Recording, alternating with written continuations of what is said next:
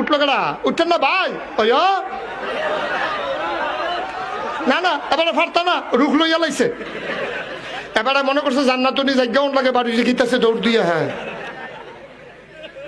আইবো সাইডে আইবো এবারে আউন বেড়ে